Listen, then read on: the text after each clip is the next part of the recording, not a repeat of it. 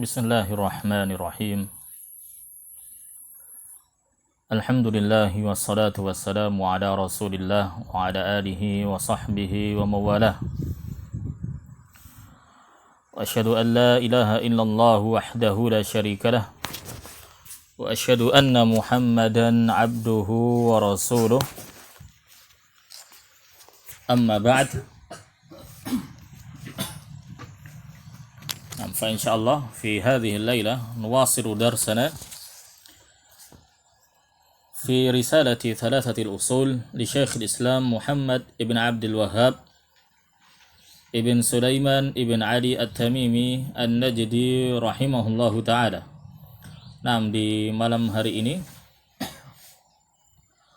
malam keempat Safar tahun 1447 Hijriah, kita melanjutkan kajian syarah risalah Thalathatul Usul karya Syekhul Islam Muhammad bin Abdul Wahhab bin Sulaiman bin Ali At-Tamimi An-Najdi rahimahullahu ta'ala.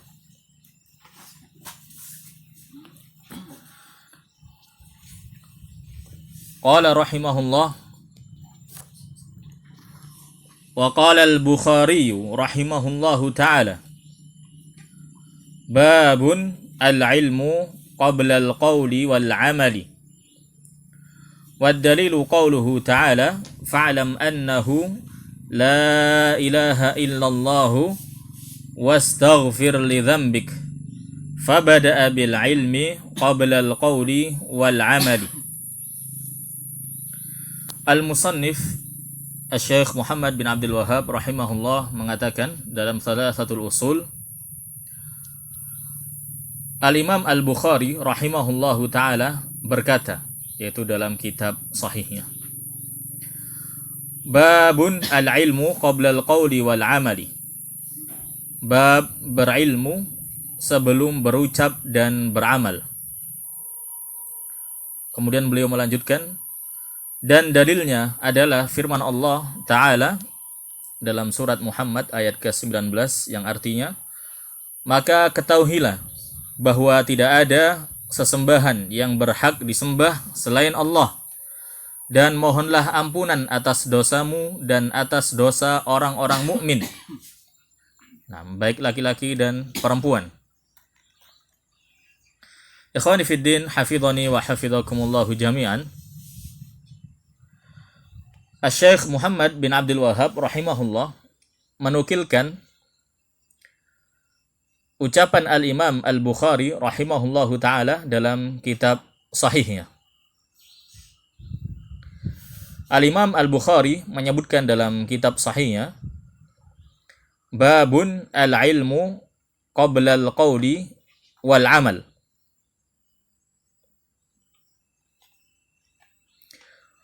Bab al-ilm, yaitu wajibnya berilmu sebelum berkata dan berucap. Ada perbedaan antara penukilan Syekh Muhammad bin Abdul Wahhab rahimahullah dan apa yang telah disebutkan dalam Sahih Al-Bukhari, nah, sesuai dengan kitab yang telah tercetak.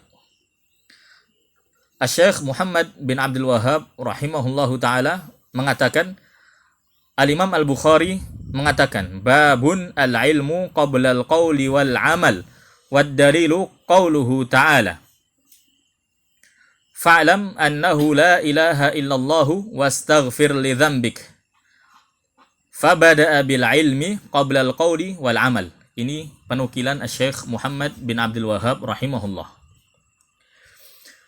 Adapun ketika kita rujuk Sahih Al-Imam Al-Bukhari, dan ini faidah dari Syekhuna Arafat Ibn Hasan Al-Muhammadi, maka tersebut dalam kitab Sahih Al-Bukhari yang sudah tercetak, yaitu Babun al-ilmu qabla al-qawli wal-amali liqawlillahi ta'ala. Ucapan Syekh Muhammad bin Abdul Wahhab, wad-dalilu qawluhu ta'ala. Ucapan Al-Imam Al-Bukhari dalam kitab sahihnya, liqawlillahi ta'ala fa'lam annahu la ilaha illallah. Dalam Sahih Al-Bukhari hanya sampai pada fa'lam annahu la ilaha illallah. Tidak ada wastaghfir li dzambik yang dinukilkan oleh Asy-Syaikh Muhammad bin Abdul Wahhab. Kemudian setelahnya, fabada'a bil ilmi qabla al-qawli wal amal. Ini nukilan Asy-Syaikh Muhammad bin Abdul Wahhab. Dalam Sahih Al-Bukhari, fabada'a bil ilmi. Lalu Allah Subhanahu wa taala memulai perintahnya untuk berilmu. Ini yang ada dalam Sahih Al-Bukhari. Dalam nukilan Asy-Syaikh Muhammad bin Abdul Wahhab, fabada'a bil ilmi qabla al-qawli wal amali. Maka Allah memulai memerintahkan untuk berilmu sebelum berucap dan beramal. Nah, ini sahal insyaallah bisa jadi Asy-Syaikh Muhammad bin Abdul Wahhab rahimahullah, beliau mendapati naskah yang berbeda dengan naskah yang telah tercetak di masa sekarang. Nah. Atau bisa juga Asy-Syaikh Muhammad bin Abdul Wahhab menukilkan secara makna. Dalam bab ini Al-Imam Al-Bukhari mengatakan babun al-ilmu qabla al-qawli wal amali liqaulillahi ta'ala fa'lam annahu la ilaha illallah fabada'a bil ilmi. Al-Imam Al-Bukhari mengatakan dalam kitab sahihnya, dalam Kitabul Ilm, yaitu bab berilmu sebelum berucap dan beramal berdasarkan firman Allah Ta'ala. Ya, perintah untuk berilmu sebelum berucap dan beramal itu berdasarkan sebuah ayat dalam surat Muhammad ayat ke-19. Maka ketahuilah bahwasanya tidak ada sesembahan yang berhak disembah selain Allah. Allah memulai dengan perintah untuk berilmu dalam ayat tersebut. Nah, ini bab yang disebutkan oleh Al-Imam Al-Bukhari rahimahullah dalam Kitabul Ilm yang dinukil oleh Asy-Syaikh Muhammad bin Abdul Wahhab rahimahullah dalam kitab beliau Thalathatul Usul. Nah, kita lanjutkan. Qala al-musannifu rahimahullahu ta'ala. Asy-Syaikh Muhammad bin Abdul Wahhab melanjutkan, i'lam rahimakallahu annahu yajibu ala kulli muslimin wa muslimatin ta'allumu thalathi hadhil masaili wal 'amalu bihinna. Ketahuilah, semoga Allah merahmati Anda, bahwa wajib bagi setiap muslim laki-laki dan perempuan untuk mempelajari 3 masalah ini dan mengamalkannya. Nah, ini muqaddimah berikutnya, yaitu wajib bagi seorang muslim dan muslimah yang mukallaf untuk mengenal 3 dasar Islam. Al-ula, anna Allah khalaqana wa razaqana wa lam yatrukna hamalan bal arsala ilaina rasulan faman ata'ahu dakhala al-jannata wa man 'asahu dakhala an-nar. والدليل قوله تعالى إنا أرسلنا إليكم رسولا شاهدا عليكم كما أرسلنا إلى فرعون رسولا فعصى فرعون الرسول فأخذناه أخذا وبيلا. Permasalahan pertama yang wajib dipelajari oleh setiap muslim dan muslimah, bahwa Allah Subhanahu wa taala telah menciptakan kita dan memberi kita rezeki. Dan Allah tidaklah meninggalkan kita begitu saja, sia-sia dalam menciptakan manusia. Akan tetapi Dia, yaitu Allah, mengutus seorang Rasul kepada kita. Maka barang siapa yang taat kepada Rasul tersebut, maka dia akan masuk surga. Dan barang siapa yang mendurhakainya, maka dia akan masuk neraka. Dalilnya adalah firman Allah Ta'ala yang artinya, sesungguhnya kami telah mengutus seorang Rasul, yaitu Muhammad, kepada kalian, yang menjadi saksi terhadap kalian, sebagaimana kami telah mengutus seorang Rasul kepada Fir'aun. Namun Fir'aun mendurhakai Rasul itu, maka kami siksa dia dengan siksaan yang dahsyat. Ikhwani fiddin, hafidhani wa hafidhakumullah. Nah, dalam permasalahan pertama ini, Asy-Syaikh Muhammad bin Abdul Wahhab rahimahullah menjelaskan tentang ar-rububiyah, tentang tauhid ar-rububiyah, bahwa Allah Ta'ala telah menciptakan makhluk-makhluknya, menciptakan hamba-hambanya, dan juga telah memberikan rizki kepada mereka. Nah, dan setelah Allah menciptakan mereka semua, maka Allah tidaklah membiarkan makhluk begitu saja tanpa perintah dan larangan. Artinya, setelah Allah Subhanahu wa taala menciptakan mereka, maka konsekuensinya adalah bahwa mereka semua harus beribadah hanya kepada Allah Subhanahu wa taala dengan menaati Rasul yang telah diutus kepada mereka. Nah, Allah Subhanahu wa taala telah berfirman dalam sebuah ayat dalam surat At-Tur, am khuliqu min ghairi syai'in am humul khaliqun am khalaqus samawati wal arda bal la yuqinun. Nah, ini ayat yang menetapkan tentang rububiyah Allah, bahwa Allah telah menciptakan manusia dan juga seluruh makhluk. Dalam surat At-Tur ayat ke-35 hingga ke-36, Allah berfirman yang artinya, apakah mereka tercipta tanpa asal usul, ataukah mereka yang menciptakan diri mereka sendiri? Kemudian ayat berikutnya, ataukah mereka telah menciptakan langit dan bumi itu, namun mereka tidak yakin terhadap ancaman Allah Subhanahu wa taala dan apa yang telah disiapkan bagi orang-orang yang kafir kepadanya berupa azab di akhirat. Allah di sini mengatakan, apakah mereka telah menciptakan langit dan bumi, namun mereka tidak yakin, yaitu mereka tidak meyakini apa yang telah mereka ucapkan. Al-Imam Ibnu Katsir rahimahullahu ta'ala dalam ayat tersebut, dalam surat At-Tur ayat 35 hingga 36 menjelaskan bahwa konteks ayat ini tentang penetapan rububiyah Allah Azza wa Jal dan juga penetapan tentang tauhid al-uluhiyah. Nah, Allah Subhanahu wa taala berfirman yang artinya, apakah mereka diciptakan tanpa sesuatu pun, yaitu tanpa asal usul, ataukah mereka yang menciptakan diri mereka sendiri?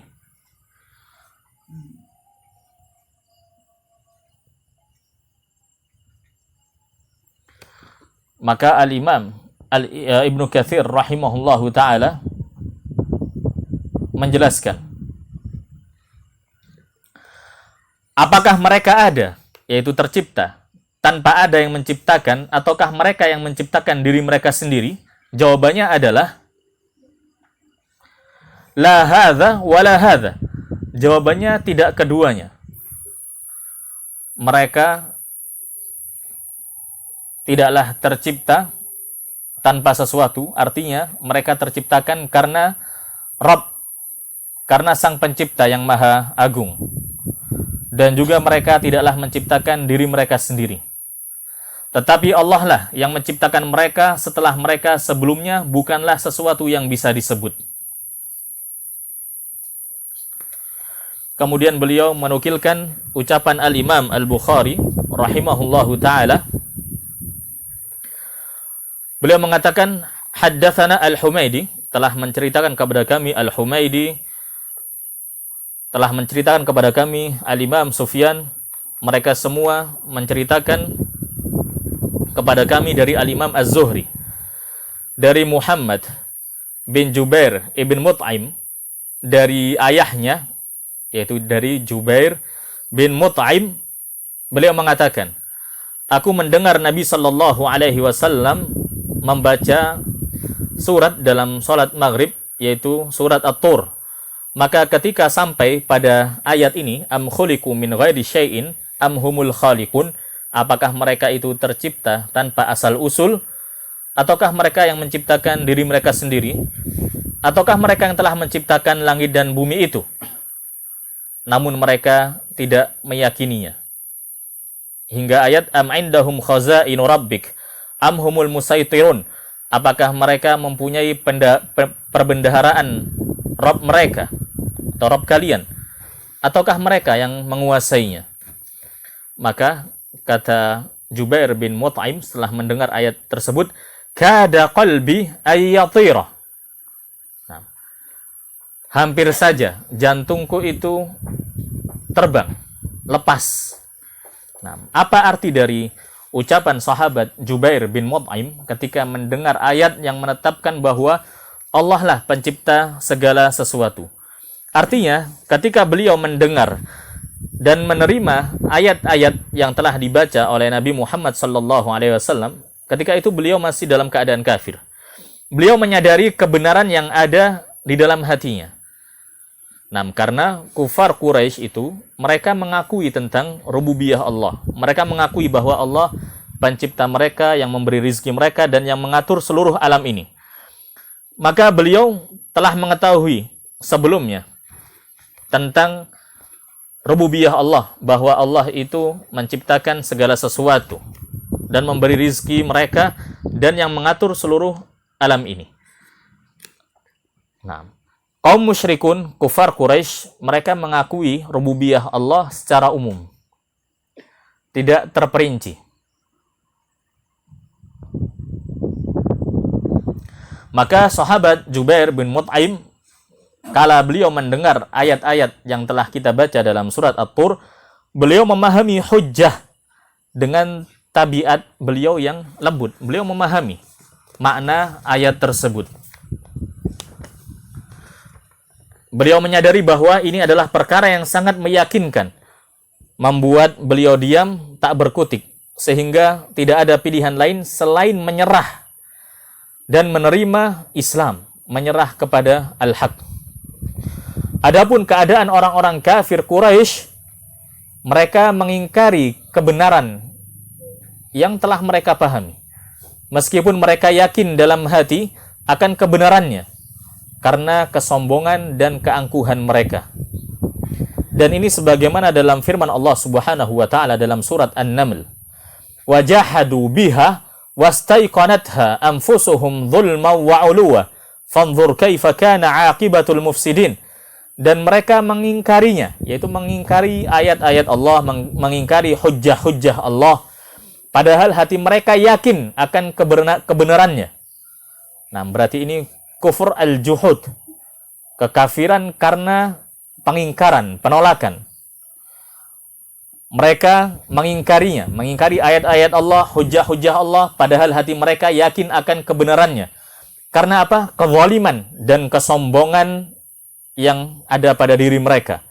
Maka lihatlah bagaimana akibat orang-orang yang berbuat kerusakan.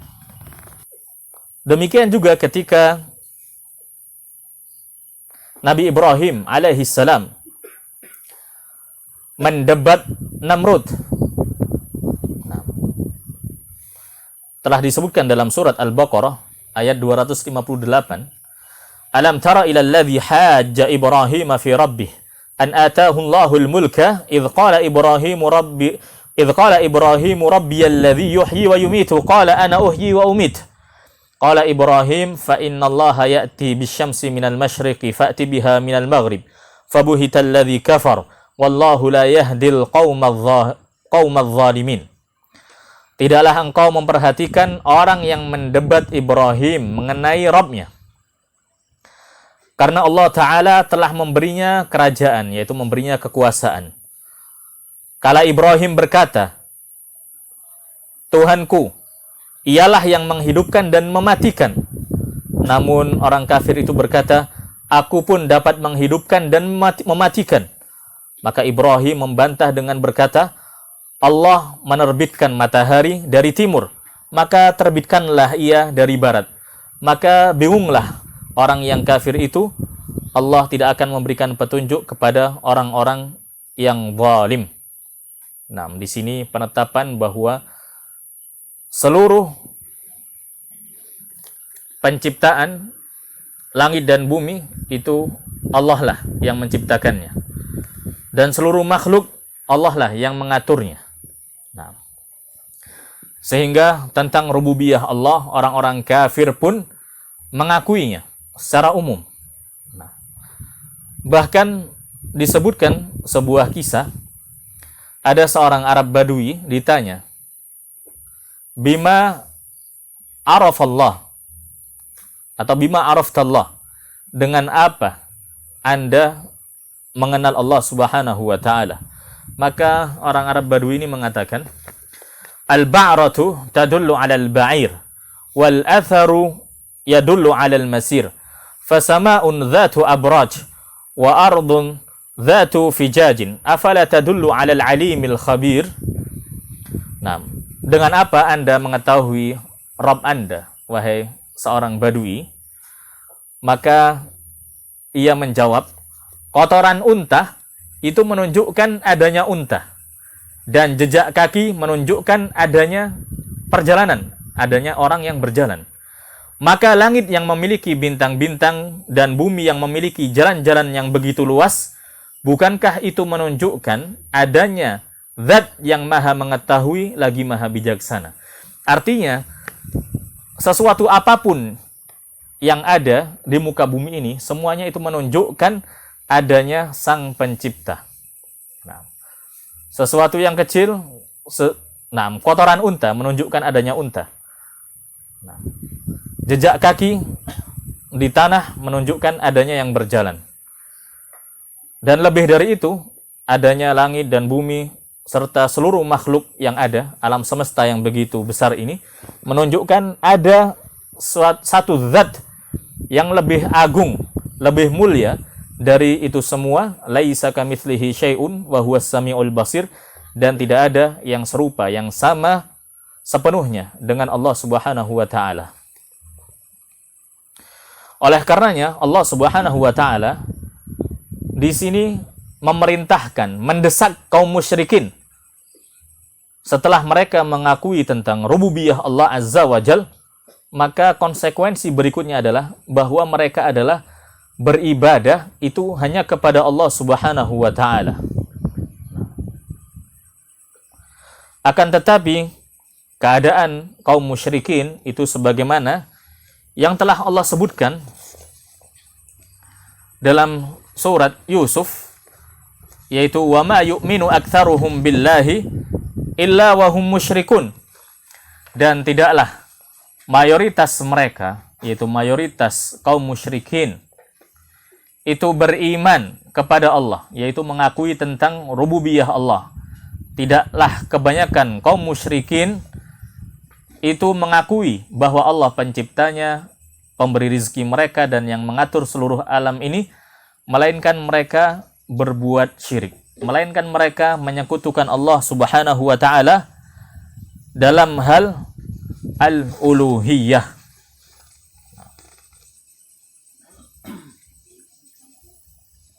Nah, ini Allah sebutkan dalam surat Yusuf ayat 106. Kita pahami ayat 106 dalam surat Yusuf, wa ma yu'minu aktsaruhum billahi illa wa hum musyrikun. Dan tidaklah mayoritas mereka, yaitu mayoritas orang-orang kafir, kaum musyrikin itu beriman kepada Allah. Maknanya adalah mereka mengakui bahwa Allah penciptanya, melainkan mereka itu musyrikun. Tetap mereka adalah sebagai orang-orang musyrik karena mereka tidak mempersembahkan seluruh ibadahnya hanya untuk Allah Subhanahu wa taala. Maka tidak benar narasi sebagian pihak bahwa kalau orang itu beriman kepada Allah, bahwa Allah itu penciptanya, maka dia sudah bertauhid. Dia menjadi seorang yang muslim. Maka ini keliru. Dan ini bukan sesuatu yang dibuat-buat oleh Wahabi, oleh kaum Wahabi. Bukan sesuatu yang dibuat oleh Ibnu Taimiyah ataupun para ulama sebelum mereka. Akan tetapi Allah sendiri yang membedakan.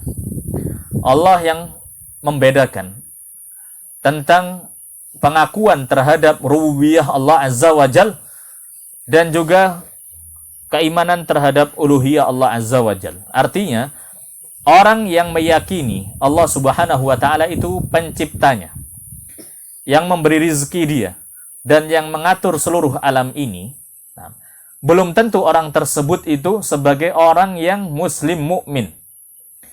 Belum tentu orang tersebut sebagai ahli tauhid. Dalilnya apa? Orang-orang musyrik, kafir Quraisy di masa Nabi Shallallahu Alaihi Wasallam, mereka ketika ditanya Allah menyebutkan dalam surat Al-Ankabut ayat 61. Wala in sa'altahum man khalaqas samawati wal arda wa sakhkhara asy-syamsa wal qamar la yaqulunna Allah fa anna yufakun. Dan jika engkau bertanya kepada mereka, siapakah yang menciptakan langit dan bumi dan menundukkan matahari dan bulan, pasti mereka akan menjawab Allah. Maka mengapa mereka bisa dipalingkan dari kebenaran tersebut?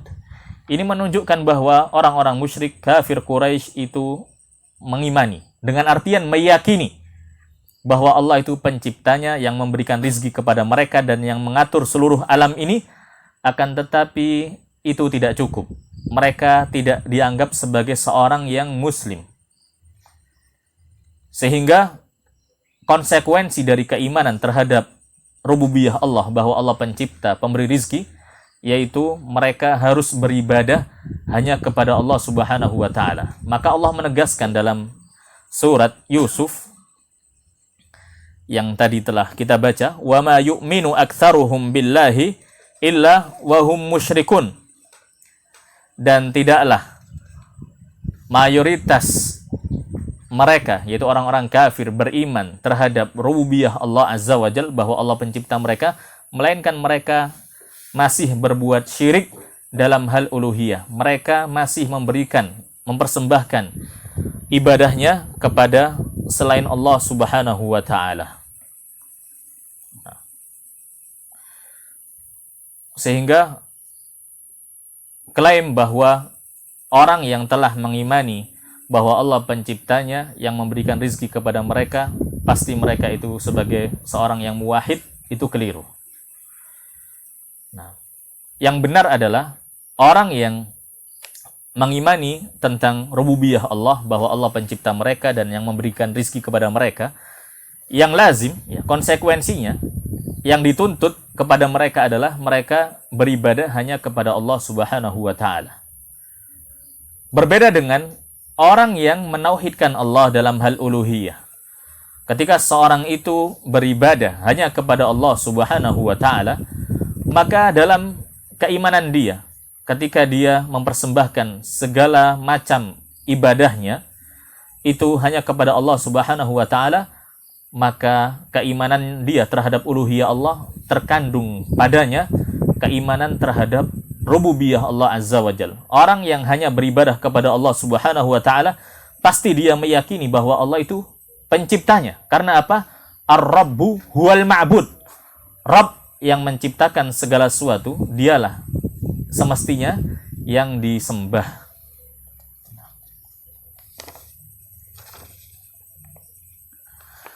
Akan tetapi keadaan orang-orang musyrik itu Allah sebutkan di dalam Al-Quran. Nah, mereka ketika di waktu lapang, mereka itu berbuat syirik kepada Allah Azza wa Jalla.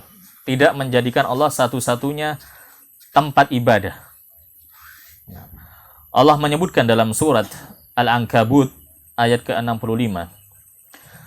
فَإِذَا رَكِبُوا فِي الْفُلْكِ دَعَوُوا اللَّهَ مُخْلِصِينَ لَهُ الدِّينَ falamma najjahum ilal barri idahum yusyrikun.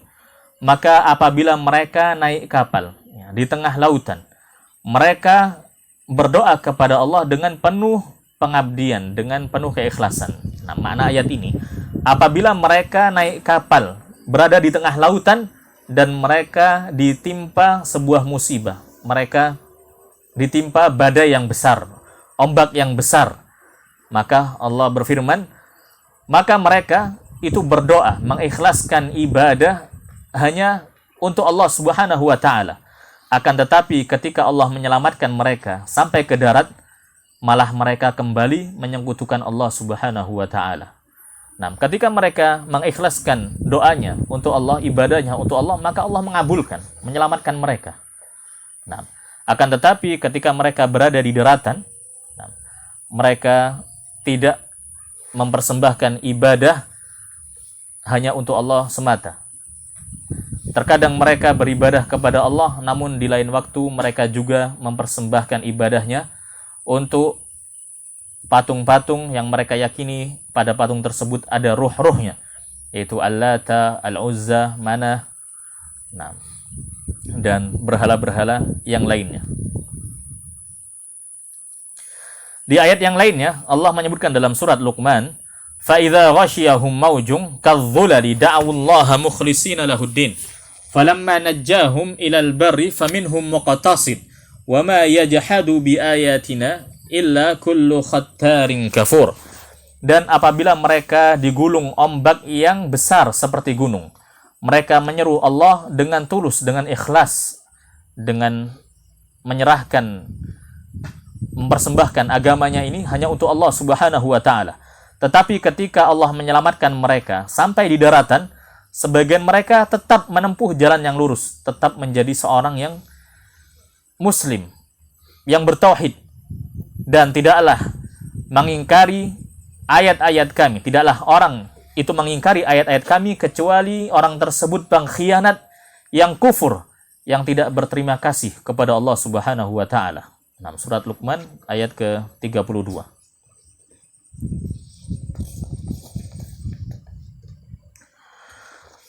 Kemudian al-muallif mengatakan, setelah menyebutkan bahwasanya Allah Subhanahu wa taala telah menciptakan kita semua dan memberikan rizki kepada kita semua, walam yatrukna hamalan, dan Allah tidaklah membiarkan kita begitu saja. Nah, tidak diperintah dan juga tidak dilarang. Allah Subhanahu wa taala berfirman dalam surat Al-Qiyamah ayat 36. Ayahsabul insanu ayyutraka sudah. Apakah manusia itu mengira dia akan dibiarkan begitu saja, yaitu tanpa pertanggungjawaban. Nah, dibiarkan tanpa diutusnya Rasul kepada mereka, itu tidak mungkin. Karena Allah Subhanahu wa taala menciptakan jin dan manusia itu untuk beribadah hanya kepada Allah Subhanahu wa taala. Allah Subhanahu wa taala berfirman dalam surat Al-Mu'minun ayat 115. Afahasibatum annama khalaqnakum abathaw wa annakum ilaina la turja'un. Maka apakah kalian mengira bahwa kami menciptakan kalian main-main saja, tanpa ada maksud, tanpa ada tujuan, tanpa ada hikmah, dan bahwa kalian tidak akan dikembalikan kepada kami? Maknanya adalah, apakah kalian mengira bahwasanya Allah Subhanahu wa taala menciptakan kalian sia-sia begitu saja, tidak memerintahkan kalian kepada kebaikan, tidak melarang dari keburukan, tidak mempersiapkan ganjaran bagi orang yang beriman, dan juga tidak mempersiapkan azab bagi orang yang durhaka kepada Allah Subhanahu wa taala? Tentunya tidak. Bahkan Allah menetapkan, menciptakan surga untuk orang yang beriman, menciptakan neraka untuk orang-orang yang kafir kepada Allah Subhanahu wa taala. Juga Allah menetapkan hisab, adanya hisab, adanya hari pembalasan, adanya barzakh, alam barzakh, adanya hari kebangkitan. Adanya hari kebangkitan setelah alam barzakh, hingga seluruh makhluk itu menghadap kepada Allah Subhanahu wa taala untuk dimintai pertanggungjawaban. Sehingga al-muallif mengatakan, bal arsala ilaina rasulan faman ata'ahu dakhalal jannah wa man asahu dakhalan nar. Nah, bahkan Allah Subhanahu wa taala mengutus kepada kami seorang rasul, yaitu Muhammad sallallahu alaihi wasallam. Barang siapa menaati beliau maka akan masuk ke dalam al-jannah, dan barang siapa mendurhakai beliau maka akan masuk ke dalam an-nar. Perintah tentang menaati Rasul sallallahu alaihi wasallam amatlah banyak, baik ayat dalam Al-Qur'an ataupun sabda Nabi, dan juga ucapan para sahabat, athar dari para tabi'in sangatlah banyak.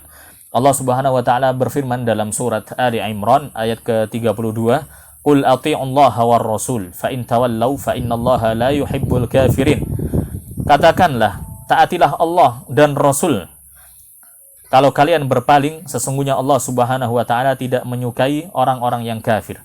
Dan dalam sebuah hadis riwayat Al-Imam Al-Bukhari dari sahabat Abu Hurairah radhiyallahu taala anhu, Nabi sallallahu alaihi wasallam bersabda, "Kullu ummati yadkhuluna al-jannata illa man aba." Qalu ya Rasulullah wa man ya'ba? Qala man ata'ani dakhala al-jannata wa man asani faqad aba. Bahwa seluruh umatku akan masuk al-jannah kecuali yang enggan. Maka para sahabat bertanya kepada Rasul sallallahu alaihi wasallam, siapakah orang yang enggan, yang tidak mau masuk ke dalam surga? Maka Nabi sallallahu alaihi wasallam bersabda, siapa saja yang menaati aku, maka ia akan masuk ke dalam al-jannah, dan barang siapa mendurhakaiku, maka sungguh dia telah enggan untuk masuk ke dalam al-jannah. Dan tidaklah Rasul itu diutus melainkan agar mereka itu ditaati atas izin Allah Subhanahu wa taala. Wa ma arsalna mir rasulin illa liyuta'a biiznillah. Bahkan kalau seandainya ada nabi itu hidup di masa Nabi sallallahu alaihi wasallam, maka wajib bagi nabi tersebut mengikuti syariat Nabi Muhammad.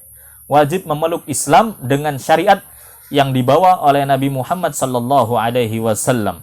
Dalam sebuah hadis dari sahabat Jabir bin Abdullah radhiyallahu taala anhu, diriwayatkan oleh Al-Imam Ahmad Ibn Hanbal dan yang lainnya, bahwa Nabi sallallahu alaihi wasallam itu pernah marah ketika melihat sahabat Umar ibn al-Khattab membawa lembaran dari Taurat, dari kitab Taurat. Nabi sallallahu alaihi wasallam bersabda, apakah Anda itu ragu kepadaku, wahai Umar ibn al-Khattab? Bukankah aku telah membawa sebuah syariat yang putih jernih? Kemudian Nabi sallallahu alaihi wasallam bersabda, "Lau kana akhi Musa hayyan ma wasi'ahu illa tiba'i."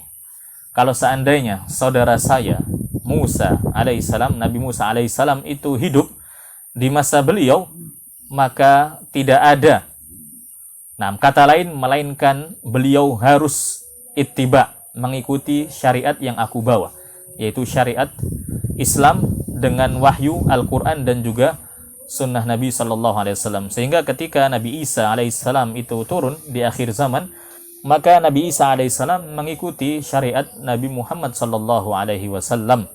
Nah, kemudian beliau membawakan ayat dalam surat Al-Muzammil, Inna arsalna ilaikum rasulan syahidan alaikum kama arsalna ila fir'auna rasula fa'asa fir'aunur rasula fa'akhadnahu akhdaw wabila. Sesungguhnya kami telah mengutus kepada kalian seorang rasul. Nah, rasul ini adalah Nabi kita Muhammad sallallahu alaihi wasallam sebagai saksi atas kalian, terhadap kalian, sebagaimana kami telah mengutus kepada Fir'aun seorang rasul, yaitu Nabi Musa alaihissalam. Akan tetapi Fir'aun mendurhakai rasul tersebut, maka kami, yaitu Allah Azza wa Jal, mengazab Fir'aun dengan azab yang dahsyat.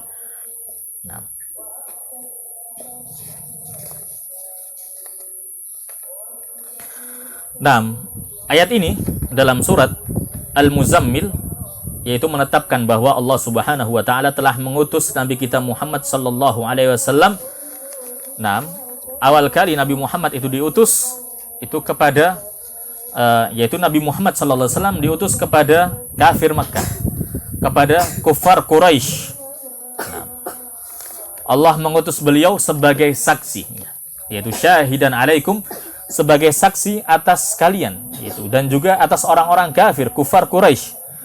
Artinya, pada hari kiamat kelak, jika mereka datang orang-orang kafir yang durhaka kepada Nabi sallallahu alaihi wasallam, maka Nabi Muhammad sallallahu alaihi wasallam beliaulah yang akan menjadi saksi atas mereka, yaitu tentang perbuatan mereka yang melanggar, yang kufur dan juga bermaksiat kepada Allah Azza wa Jalla, yang enggan untuk memeluk Islam, enggan untuk bertauhid. Hal ini juga serupa dengan apa yang terjadi pada Nabi Musa alaihissalam. Nah, ketika Nabi Musa alaihissalam itu diutus kepada Fir'aun, kepada Bani Israel, di mana Fir'aun itu mendustakan Nabi Musa alaihissalam, juga pengikut Fir'aun mendustakan Nabi Musa alaihissalam. Nah, memberontak kepada Nabi Musa, dan mereka kufur kepada Allah Azza wa Jal dan mendurhakai Nabi Musa alaihissalam. Maka Allah menghancurkan Fir'aun dan bala tentaranya dengan kehancuran yang sangat dahsyat. Dalam ayat ini juga terdapat peringatan bagi kita semua agar tidak melanggar perintah Nabi Muhammad sallallahu alaihi wasallam, yang dengan sebab pelanggaran tersebut, yaitu Allah menghancurkan kita seperti yang dialami oleh Fir'aun. Dan sungguh Allah Subhanahu wa Ta'ala telah menghancurkan orang-orang kafir, yaitu kufar Quraisy, kafir Makkah, dan para pemimpin mereka dengan kehancuran yang dahsyat, yaitu dalam perang Badar. Nah, hal itu merupakan hukuman besar dari Allah Azza wa Jal atas orang-orang yang kafir yang mendustakan Nabi Muhammad sallallahu alaihi wasallam. Allah Subhanahu wa Ta'ala telah berfirman dalam surat An-Nur, "Falyahdharil ladzina yukhalifuna an amrih an tusibahum fitnatun aw yusibahum adzabun alim." Maka hendaklah orang-orang yang menyalahi perintah Rasul, yang tidak menaati Rasul sallallahu alaihi wasallam, hendaklah mereka takut akan mendapatkan cobaan. Nah, mendapatkan cobaan berupa kesyirikan sebagaimana dinyatakan oleh Al-Imam Ahmad, atau ditimpa azab yang pedih. Nah, surat An-Nur ayat 63. Nah, ini dars kita di malam hari ini, sehingga permasalahan pertama yang wajib dipelajari adalah kita mengimani bahwa Allah pencipta, pemberi rizki, dan juga zat yang mengatur seluruh alam ini, dan wajib bagi kita untuk beribadah hanya kepada Allah Subhanahu wa Ta'ala dengan menaati Rasul sallallahu alaihi wasallam, dengan beribadah sesuai dengan bimbingan Nabi kita Muhammad sallallahu alaihi wasallam.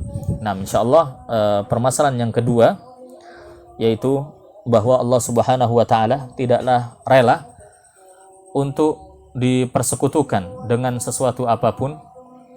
Nah, insyaallah kita lanjutkan pada pertemuan yang akan datang biiznillah. Naktafi bihadza wa sallallahu wasallam wa barak ala nabiyyina Muhammadin wa ala alihi wa sahbihi wa sallam. Subhanakallahumma wa bihamdik asyhadu an la ilaha illa anta astaghfiruka wa atubu ilaik. Barakallahu fiikum.